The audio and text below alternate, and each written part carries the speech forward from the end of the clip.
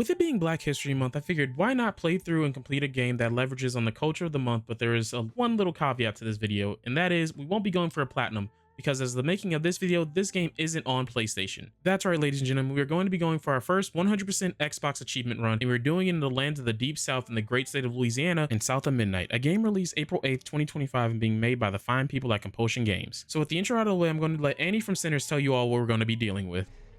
This a Hank we dealing with.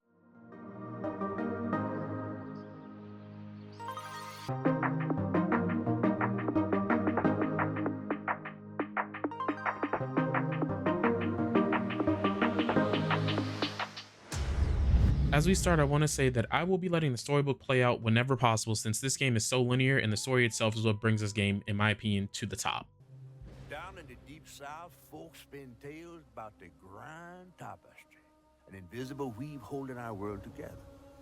They say the Grand Tapestry is torn by folk sorrows, and these damaged threads give rise to them evil spirits called Haints.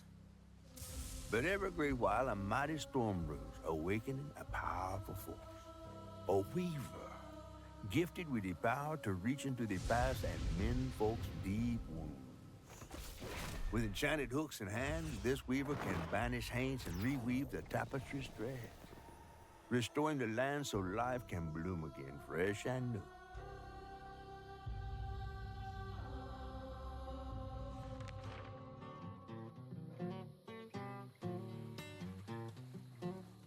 The last weaver vanished long ago, but I'm getting ahead of myself.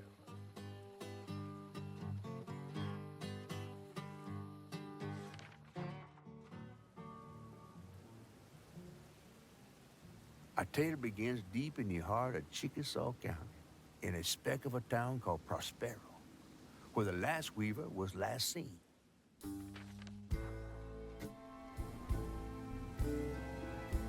That evening, Hazel's mama was running late, driving home through a storm that seemed hell-bent on drowning the whole South. Meanwhile, our Hazel is packing an emergency box, fixing to evacuate quickly. A hurricane brewing on the horizon, and a mighty big one at that.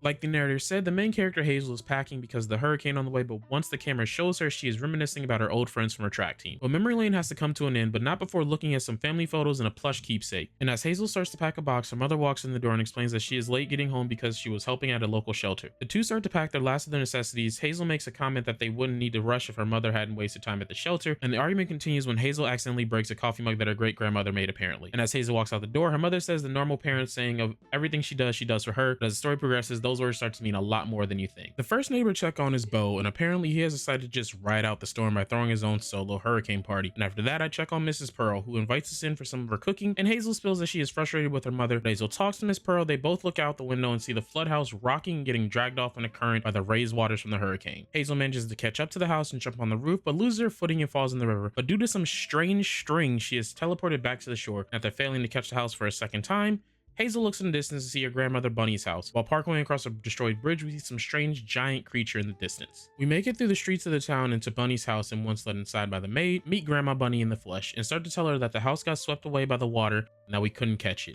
Hazel also mentions seeing some strands in that giant creature from earlier, which Bunny takes a real interest in. Hazel manages to go to sleep but wakes up in some dream state world and follows the guiding strands to a man with a board-drawn carriage that notices her and says it's interesting that she is there. We also see images of Lacey, and in one of them we see her floating and some giant claw grab her. Once waking up, Hazel finds that she is locked in the room that Bunny put her in, and while begging to be let out, some strange tendrils and a red pustule appear and disappear. Then the guiding strands lead Hazel outside, and after using the scaffolding on the house, we make it to Bunny's office. And while searching around, we find a hidden door, and after going up the stairs, find a chest with some hooks that allow Hazel to manipulate the strands around her. While swinging them around, the tendrils and pustules from before show up again, and with the only exit being the window, Hazel hops out and we run into some strange pedestal with a floating twisted orb on it. After yanking it down with some effort, all the tendrils start to disappear. With the tendrils gone, Hazel leaves Bunny's house while Bunny looks out from a balcony, and we continue our journey to find Lacey.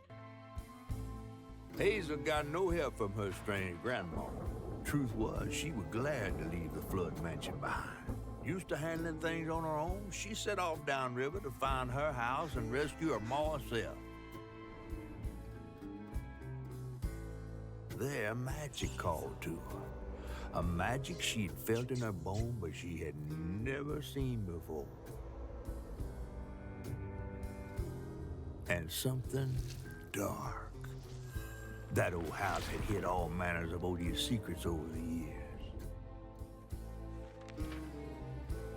Hazel set off to find them all through the hurricane-ravaged land, but her path would lead her to a place haunted by whispers from days of yore.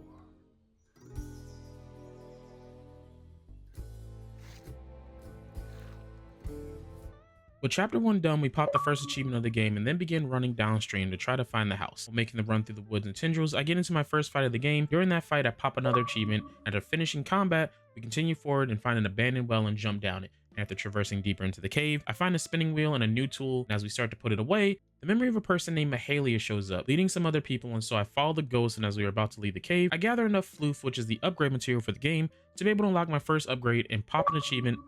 Still following Mahalia and her group, I find another tool of the trade. We'll learn what that trade is later, don't worry. And also learn how to materialize objects made of strands from the memories of Mahalia. And after making it through a cornfield still falling behind my ghost guide, I flip over a piece of a tin roof using another power I recently learned how to use and pop an achievement. And after a few more battles, cave traversal, and parkour, we get to the end of chapter 2. On her journey to find her house downriver, Hazel felt hushed and awed by what she saw. Spirits appeared before her eyes, leaving her stunned. She hadn't known about Mahalia, the last weaver of Prospero, but Hazel felt a connection as she watched her wheel magic. The same magic now calling to her. The farther Hazel got from town, the stranger and more fantastical the world became. She didn't know dangerous creatures from old folks' tales still abide here. And best of all, she didn't know she was about to meet me.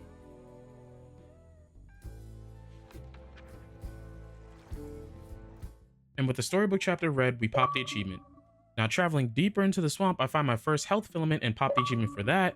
And after going further, I find Lacey's work binder and see a memory of hers. What? Back here again? Mama? I hate this thing.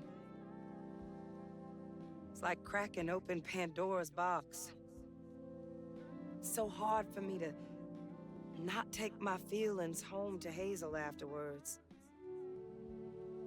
I want to shield her.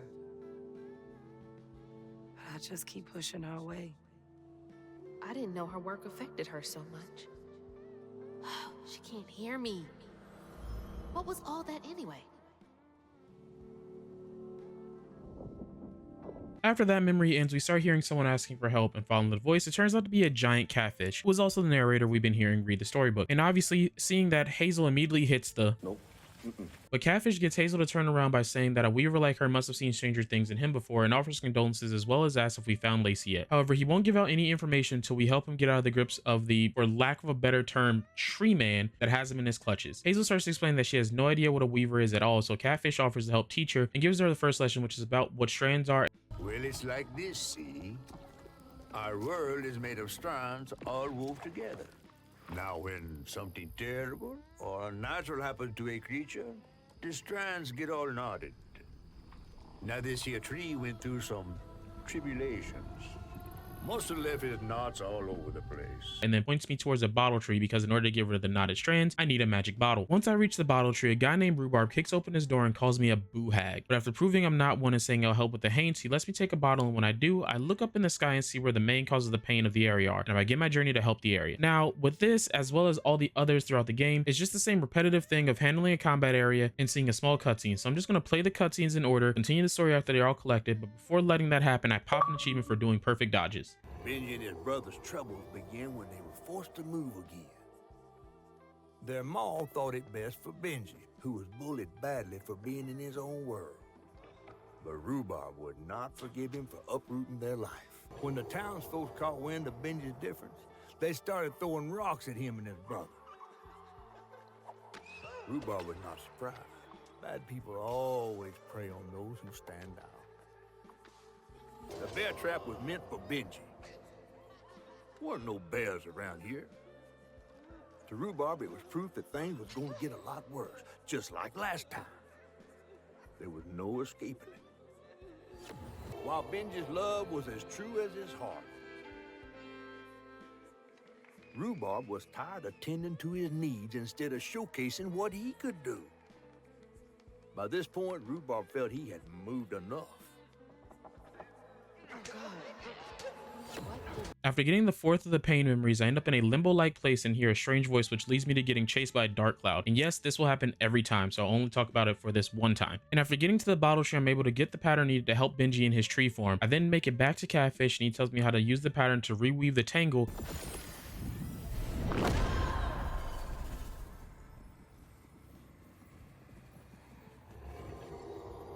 When Rhubarb said go inside the hollow tree for a game, Benji did it.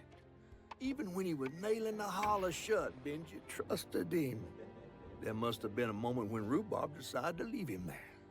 And a moment when Benji, trapped inside that tree, finally understood.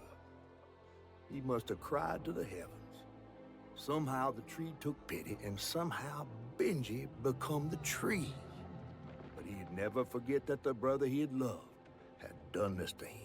After seeing the final memory that caused Benji his pain, I start making my way up the tree. While doing so, some of the best music starts to play, and I wish I could let you hear it, but going to avoid that for copyright. Once at the top of Benji, I destroy the wound that is causing his suffering and seal it with the pattern. And then he lets Catfish free, and since he's free, he says that where he's at is too small and to meet him at Rhubarb's dock. And once meeting up after a small chat, I hop aboard Catfish and swim off to get closer to Lacey. As Hazel ventured downriver, her powers grew stronger. She glimpsed it past, seeing some memories of Ma and others strange and unknown. Hazel was perturbed by what she'd seen of a giant man tree in his heartache. But thanks to my help, she reweaved his knots and sealed his pain in a magic bottle placed in the grand tapestry. Once she set me loose, I offered her my assistance to locate her Ma. But there was more than meets the eyes in these waters. More than just a gentle tree man lurking about. I guided her through the murky waters to the flooded area where her house should have washed up. And with that story redone, we pop another achievement, and as Catfish and Hazel continue down the river, he notices Two-Toed Tom and tells Hazel to go ring a church bell to get rid of him. From where Catfish dropped Hazel off, I continue deeper into the swamplands and eventually run into another item from the flood house. That's from the trailer too. Looks like some sort of drawing.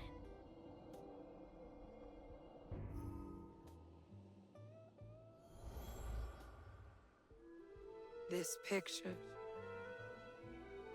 I could kill a man. Something's gotta change. I feel like a thread being pulled far too taut, trying to make the world a better place. Not for me, for her. I have to keep these kids safe.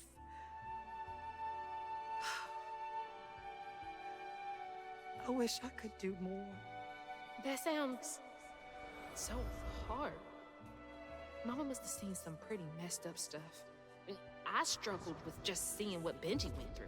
After the memory ends, I make it to the church, and after climbing the steeple to ring the bell, and after ringing it instead of running away, Two-Toed Tom shows up and eats the bell. But Hazel makes her escape on Catfish, ending that chapter of the book. To find them all, Hazel edged closer to the river bend where her house must have washed away. The closer we got, the more I remembered those tales about gators as big as houses. But I always thought folks were exaggerating. Hazel had to cross a flooded land to reach a bend in the river, where they passed, and an old friend rose up like sunken secrets. But the terrorizing legend of Two-Toed Tom still cast a chilling shadow over us. While Two-Toed Tom might have stirred up a mess around these parts, the storm sure done far worse.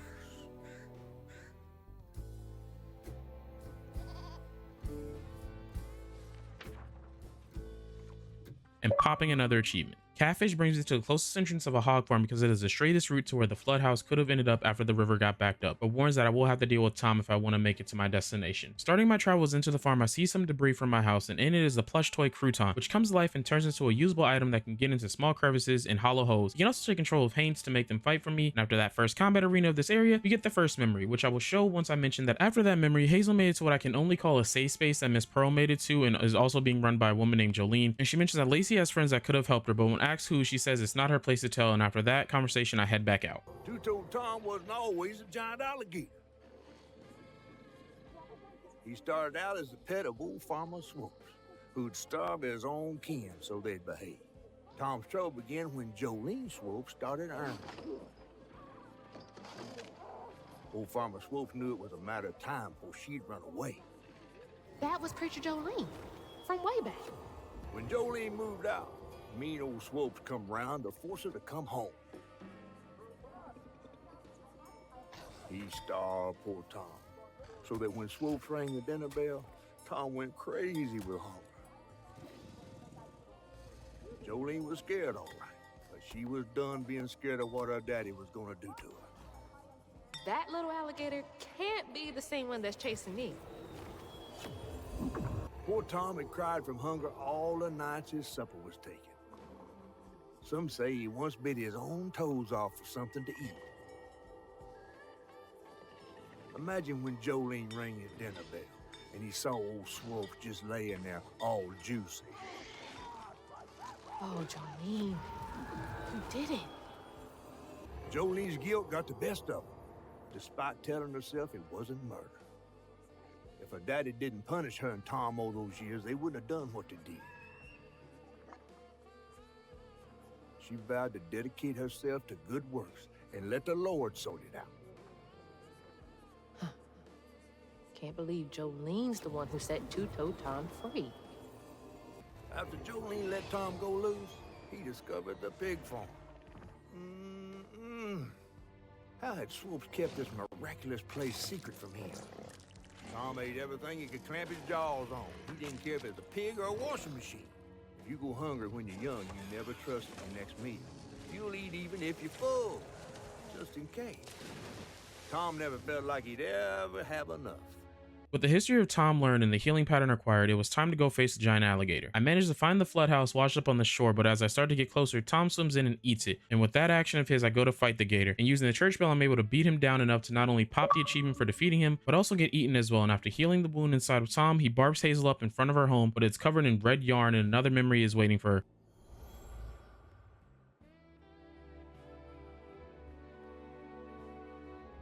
Little bug. So cute. She was just big enough for the smaller rides. Nervously gripping my hand, but having fun. Vignette crumbs all on her shirt. We never went back. I wish we had more carefree moments like that together. I wish you were here.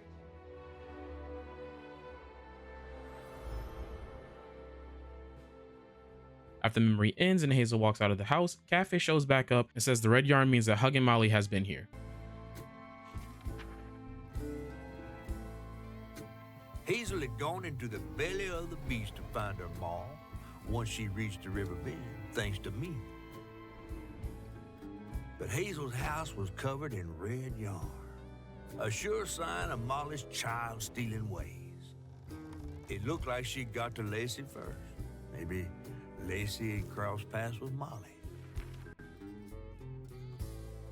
Tales of old Molly stealing children weren't just tales. Years ago, when he was no bigger than a minnow, Huggin' Molly even snatched Hazel's daddy Trey. But Bunny got him back somehow. Hazel would have to track down old Molly to bring her maw back. Fortunately, I knew a spot owned by Bunny where she might find some leads.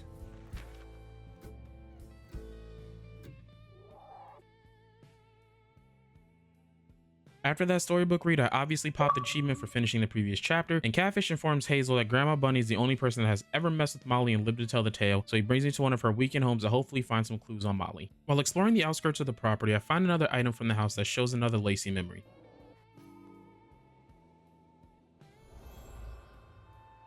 Trey always thought he'd give his wife Bunny's ring. But she refused. Swore I was after the flood money. I'd never tell him, but I didn't want that gaudy ring anyways. We chose something more to my liking together. She doesn't talk about Dad much. Nice to know they didn't care what Bunny thought. And after traveling a little further, I make it to Bunny's cottage and begin collecting the pain memories, and during one of the combat arenas, I pop another combat achievement. Parents always have a favorite, even if they don't admit it.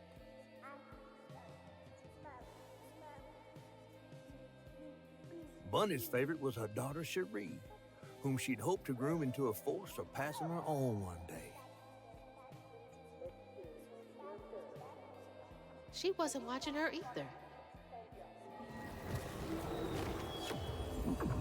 Even before the accident, Hazel's dad knew Bunny didn't care for him. When his sister got her dress dirty, he was punished for letting it happen. He didn't complain life was unfair. That's just how things was. Poor Dad. Kids make mistakes sometimes.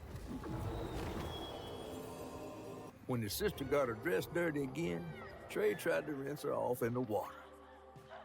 I don't believe Hazel's dad meant to do it. He just didn't count on how slippery she'd be. Bunny never forgave him. In a way, Trey lost his sister and his mama that day.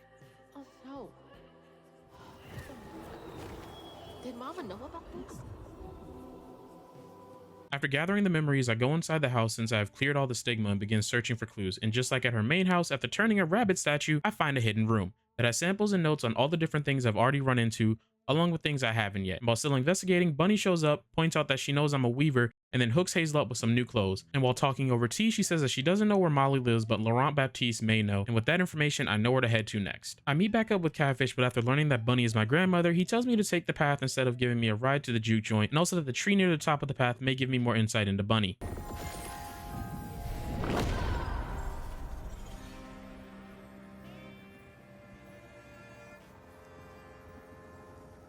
They say the soul lingers a bit with the body it belonged to. And so it was with Bunny's baby Cherie. Bunny's dream of crafting her daughter into her own likeness, a power spun of unnatural means, was shattered. But she never lost hope she'd bring Cherie back to life someday. She stole the Benji tree's heart for its magic, to keep her daughter trapped here instead of going where it is baby souls go. I don't think she ever considered what Cherie would have wanted. Did Bunny steal magic from Benji's tree? She must have been desperate. After seeing that memory, Hazel apologized to baby Cherie for waking her up, and we continue on our journey. While searching Bunny's cottage for clues about old Molly, Hazel glimpsed her grandma's past and felt sorry for her. But what Bunny did was unnatural. Sealing her dead daughter's spirit in a tree? Despite this, Hazel's powers guided Cherie to find solace in the great beyond.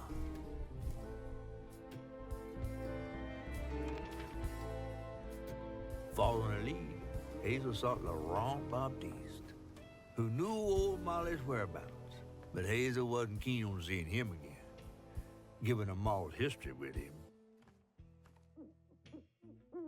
And obviously pop a chapter complete achievement. And like usual, while making my way to the set of pain memories, I run into another of Lacey's memories tied to an item from the house.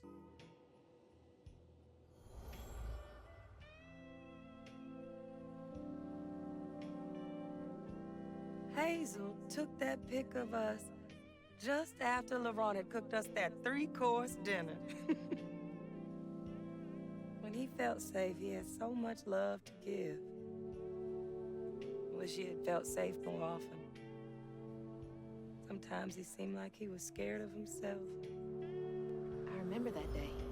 Hazel makes it to the juke joint. As she walks in, Laurent is walking down the stairs, preparing the place for opening. And as the conversation continues, they start to slightly argue with each other, and Laurent keeps telling Hazel to leave, and as he falls behind the bar, he transforms into a giant bird, screeches at Hazel, then runs out of the building and flies away. And like usual, while doing the combat arenas for the pain memories, I pop an achievement. A child's heart ain't big enough for all the sorrows that want to fill it. With a doctor, Laurent's mama might have lived, but Daddy only got paid in company script. And doctors only took cash money. Mom always said Laurent had a tough childhood. Tough doesn't even begin to cut it. Each time Laurent saw that sawmill boss drive by in a fancy car, He felt like a knife was twisting in his belly, cutting deeper each time. That man wouldn't even miss the money that could have saved Laurent's mama. Rich folks don't never change. Daddy barely got out of bed or washed most days now. Laurent had to catch their dinner or go hungry. He was all alone, trying to press down on a wound too deep to mend. Poor Laurent. He had to grow up too fast. On his mama's birthday, Laurent ran away, crying out like a wounded owl. Daddy always warned him not to show his pain. You got to hide it, Daddy said. Push it down and bury it. But in the heart of the woods, Laurent found himself consumed by it. Sometimes I want to go into the woods and holler too. After getting the last of the patterns and making it to the bottle tree, I see Laurent land on top of a building, and Catfish shows up and says that the form Laurent is in is called a Rougarou. And while they continue to talk, it shows that Hazel's getting more and more desperate to find her mother, even though Catfish is telling her about the dark magic emanating from Bunny's home, or how she sent her own granddaughter out to handle a creature like the Rougarou. After making it to the top of the sawmill, I reweave the tangle that is keeping me from the top of the building, and it shows me this.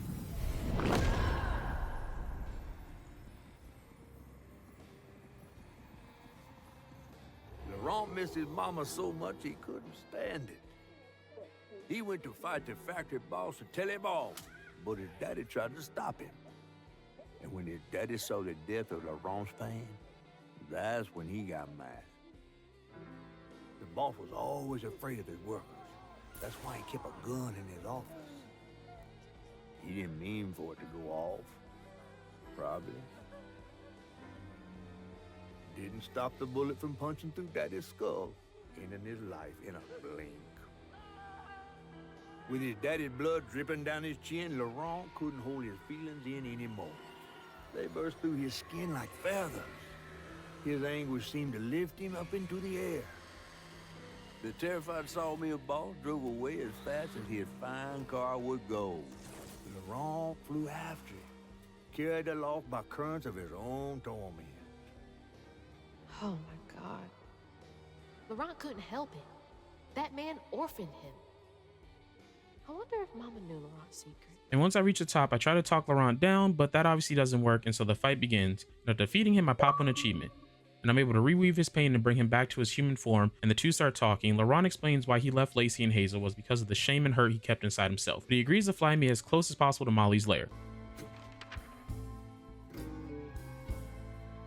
Hazel asked Laurent about Molly's whereabouts, but mentioning Lacey stirred him up, turned him into a giant owl. Hazel was shocked to see someone she knew transform him into a creature. Using her magic, she reweaved Laurent's old wound, bringing him back to his true self. But the guilt and shame would take its own sweet time to fade away. Once Laurent got himself together, he and Hazel headed for old Molly's lair. But Hazel felt uneasy. Even a giant creature like Laurent seemed unsure he could take her all the way.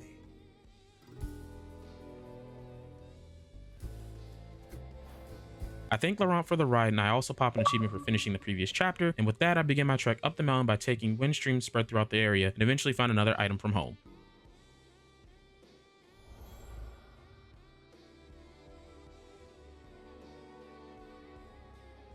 Always bring a first aid kit. Wish I didn't have to. These kids need more than a Band-Aid can fix. Oh, something's gotta change. Jolene said she might know a way. Someone outside the system. Those poor kids. They should have had more than a colorful bandage to comfort them. And after continuing forward and traversing through a cave, I get to the end of the chapter. Exhausted, Laurent got Hazel as close to old Molly's lair as he could. But with her growing power, she soared into a gust of wind. Imagine that. As she got closer to the house on the hill, the hair on her neck stood up. But to find them all, she'd have to go through their haunted holler.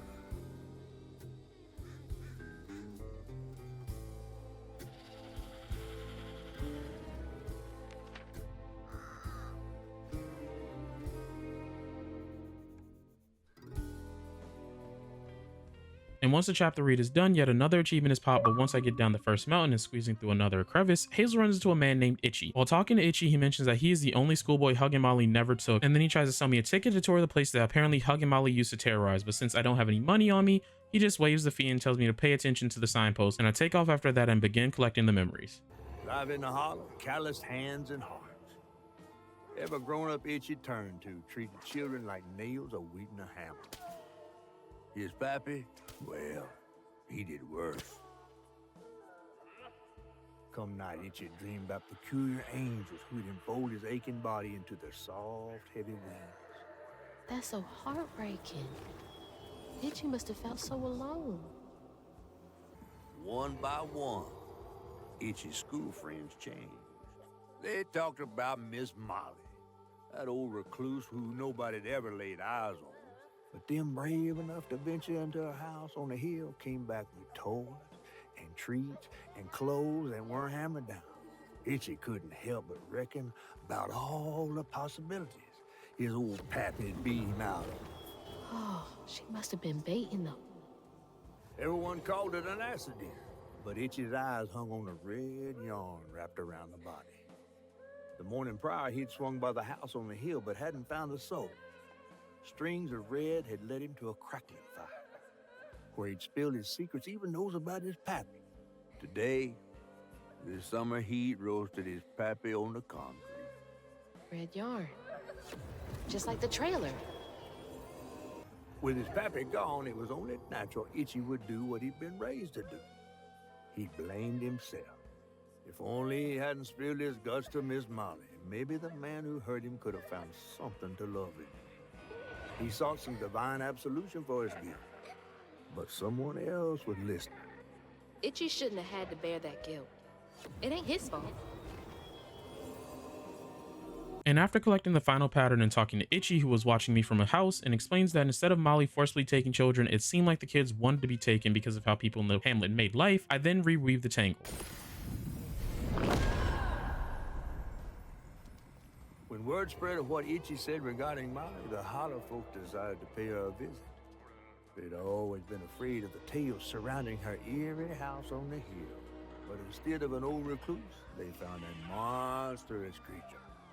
Terrorized, she fled from the house and hollow, but not forever. Hug and Molly came back for the callous children, one by one enfolding their aching bodies into her soft, long arms. Except for Itchy, who had driven Miss Molly away. She destroyed so many families. I won't let her destroy mine. With that information, I head to Molly's house, and while searching through the house, find notes from children asking for help of different kinds, and taking a wind tunnel to yet another cavernous mountain, I walk into a strange puppet show and finally see Molly face to face. But she runs off, and so I have to traverse through her lair, and after getting into the door that Molly went through, I finally find Lacey unconscious, unresponsive, and wrapped in yarn. And as Hazel is trying to wake her, Molly gets her attention, but Hazel snaps on her, blaming Molly for what happened to her mother, and then chases after her, beginning the boss fight. And then after getting the last hits, I pop the achievement, but Molly runs away, and I find Lacey's locket on the ground, prompting another memory. It's dark. My lungs are burning, full of water and silt. Body breaking in 100 places. Mama? A flash of red. Sunrise breaking over the horizon, warming me like wildfire.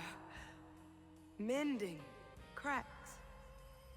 Molly doing what she's always done, but I never truly seen. Healing.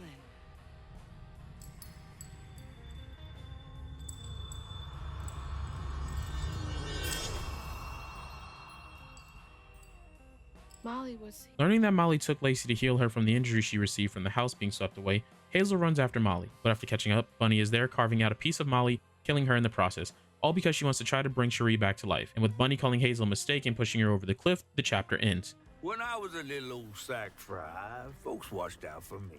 But besides Lacey, Hazel didn't have nobody like that, not even her grandma.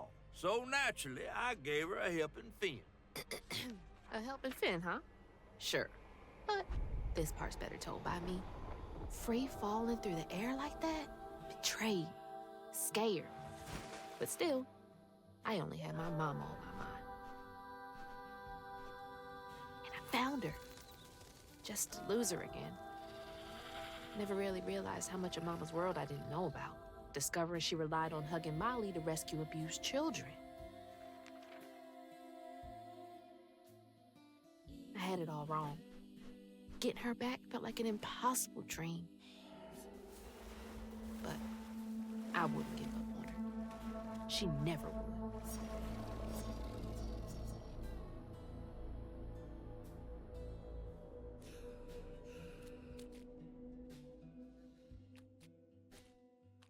I popped the chapter achievement while waking up in limbo. While walking around, I see images of Lacey, one of them being her being led away by some random guy. He appears in front of Hazel and she recognizes the voice, and he says to meet him at Kushma's cabaret because both him and Lacey will be waiting for Hazel there. Hazel wakes up blaming herself, and as Catfish shows up, she thinks he's there to gloat, and while he attempts to cheer her up, he notices a token on the ground and explains that the guy who gave that to Hazel is named Rue, and he is the right-hand man to Kushma, the king of dreams and nightmares. The conversation ends with Catfish saying he's going to find a way out of wherever they are, while Hazel goes to search for all her missing Weaver tools. As I start the search, the first thing I find is another item from the Flood House, popping another memory. I had to miss Hazel's last track meet on account of taking on some extra work. Uniforms, spikes, travel fees are expensive. She loves to run. Says it feels like flying down the street. I just wish I could be there to see her.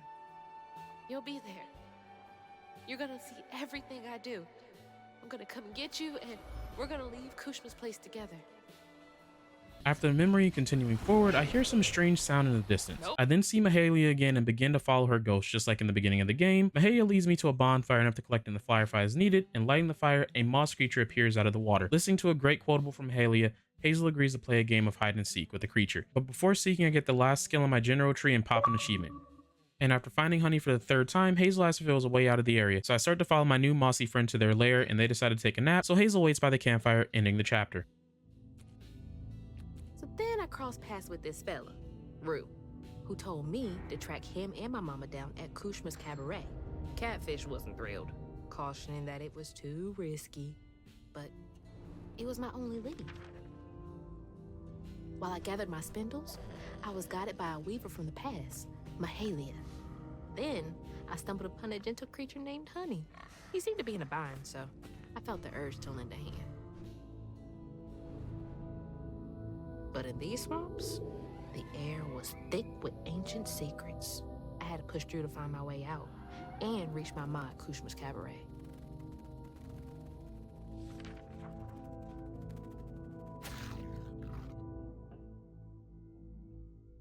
Honey wakes up and Hazel gets alerted by a loud roar, and I pop the chapter achievement. Honey runs out of the cave, so obviously I have to chase after them, and immediately after exiting, see a giant fish woman that swims away. Going deeper into the island swamps, I run into a shipwrecked paddle boat and begin the hunt for the pain memories. And after grabbing the first one, which I'll show in a moment, I run into and get the name of the fish woman, and she seems like she is searching for something and throwing mud balls all over the place. And while collecting the memories, I pop a combat achievement. When Ayotunde caught wind of whispers about the thriving, freed settlement in the swamps nearby, hope bloomed in her heart. She dreamed of a better future for her son than what awaited them upriver. So when Bella Prospero drifted closer to the swampy shores, Ayotunde risked everything. Oh my God. Oh. No, she must have made it to the riverbank. It didn't end like this for her. Ayotunde plunged into the unknown for the sake of her baby. But upon shore, she was pursued by the crew and stumbled in the darkness. With her heart pounding, she bit back the urge to cry out to him, gritting her teeth raw to seal her sob. If caught, no one will save her baby. That's her haunting these swamps. I can't imagine her pain. Once the crew vanished, she tore through the night, fighting through the thick undergrowth to find her lost baby. Gripped by despair, she hummed a lullaby softly, hoping against hope for her baby's giggles to pierce the icy air. But that swamp, it just kept stretching on and on, till a peculiar lantern flickered into view, right beside his tiny mud-streaked blanket.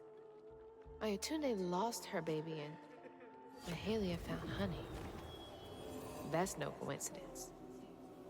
But there was no baby left to be found. Not anymore. And the wail of grief that echoed through the swamp was so raw and monstrous that the captain ran the boat aground in his panic. Sometimes I feel like I could tear the world apart too. There it is. Hang on, IT.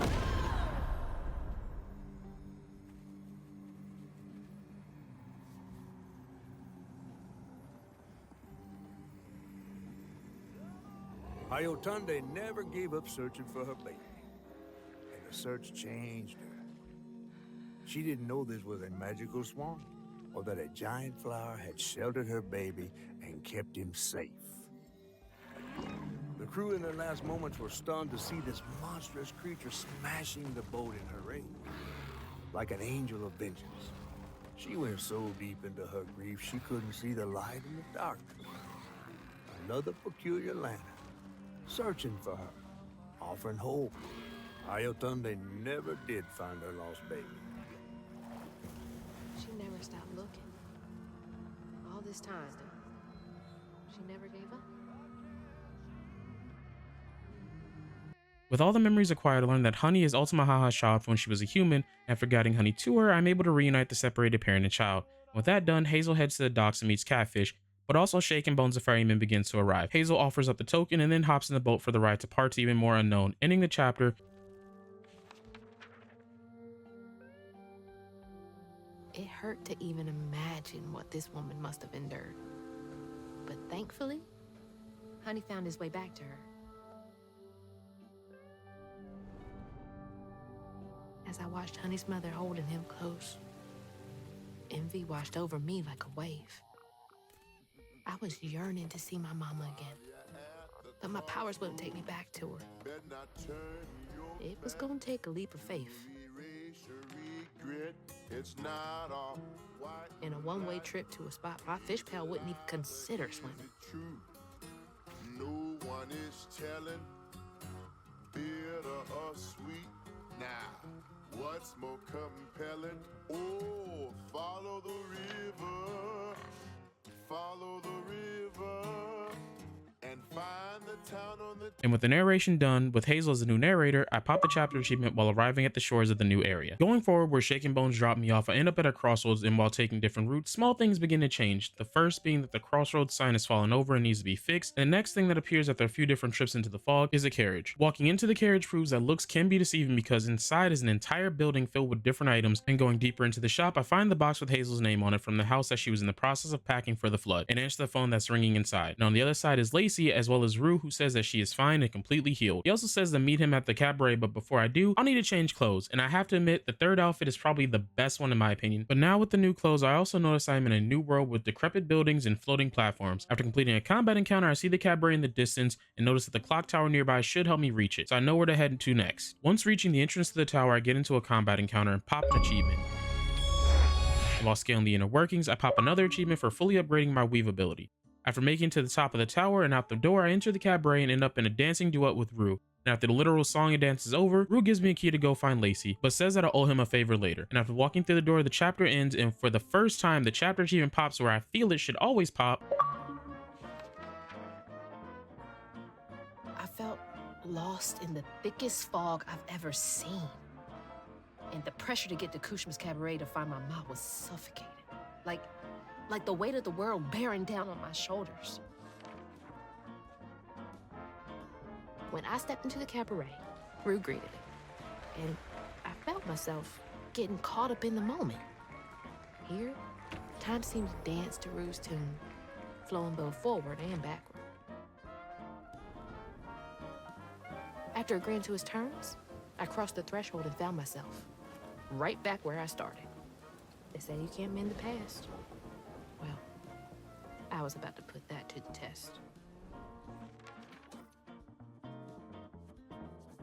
I appear in front of the house before it was swept away by the water and rush inside to see that Lacey hasn't shown up yet, meaning that there's still time to change what happened. Lacey walks in and just like last time, tasks Hazel with checking on the neighbors, but instead I go to clear the road so that we can leave as soon and as quickly as possible. But as I blow the branches away, I teleport back just like at the crossroads, and as I make it back to the house, history repeats itself again and it is swept away again, but Hazel quickly notices that this situation isn't real, and as the glass shatters, Rue applauds me for figuring it out. He also admits that Lacey is in the dream realm and that she has been reaching out to Hazel ever since Molly stitched her wounds, meaning that all those Lacey memories we saw throughout were actually a mother trying to talk to her daughter. The conversation is cut short, however, when Kushman starts encroaching and Rue tells Hazel to find her mother and wake her up so they can both get out of the dream world. While searching through different doors, I continue to outrun Krushma's hunger. I finally make it to Lacey, but she is stuck in a trance of the moment she saw Hazel chasing after the house in the flood, and as she falls to the floor, Krushma's hunger shows up, and Hazel, tired of being chased, decides it's time to end this nightmare. After defeating it and getting to the bottle tree, I am teleported and end up back in the looks are deceiving carriage with Rue. And as we talk, he calls in his favor, and that is that I have to give a hairbrush to Bunny, and he explains what she actually is. That old woman is what we call a false stitcher. Now, unlike you, she wasn't chosen to be a weaver. Instead, she uses a dark magic, killing creatures and tearing through the grand tapestry, leaving a trail of corruption behind. That explains a lot. And after agreeing to hand the brush off to Bunny, the chapter ends. Losing my mother again felt soul crushing. I felt drained, like I had no will left. And worse, I realized this was exactly how Kushma, the king of nightmares, thrived. But I managed to break free from that illusion. I knew I'd lose myself if I didn't break that never-ending cycle. Bottling Kushma with Mama's help made me realize that together, we could handle whatever came our way. It filled me with more pride than any gold medal I've ever won.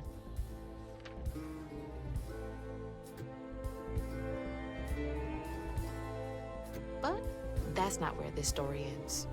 There was a loose end back in Prospero that needed tying up. It was time to swing by Bunny's again.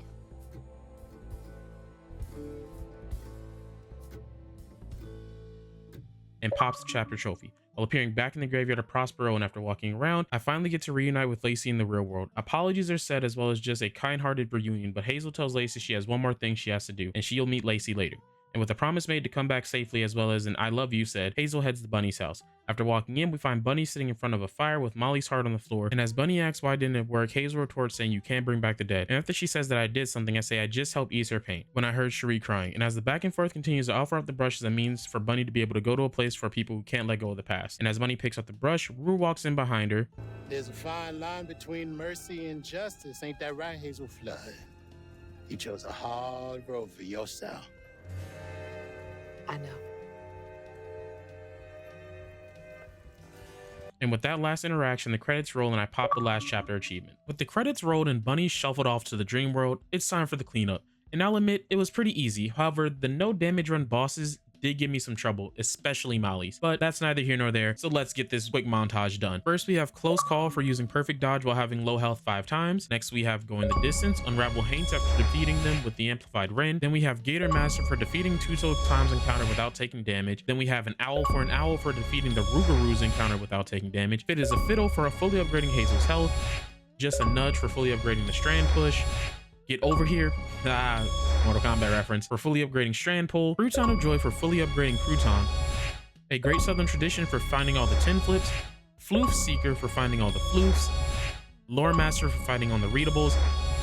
And finally, Arachnophilia for defeating Hug and Molly's encounter without taking damage. This one took the longest. With that last achievement acquired, I can officially say I have 100%ed the first Xbox game in my life, and man was it a fun one to start. Every bit of music was amazing. The stories were told about each of the bosses and characters throughout kept me more than engaged and intrigued. And after beating the game and writing out this script, I learned that most of the things mentioned are real Deep South or Creole legends and myths, adding to the fact that the devs actually put in research for the game. And while playing, my only gripe about the game was that the combat to me was subpar and repetitive, which in a game like this can't be helped, so I can't knock it for that. But overall taste can differ for each person watching this video, so all I can say is give this game a try and let me know what you think, and I'll see you in the next video.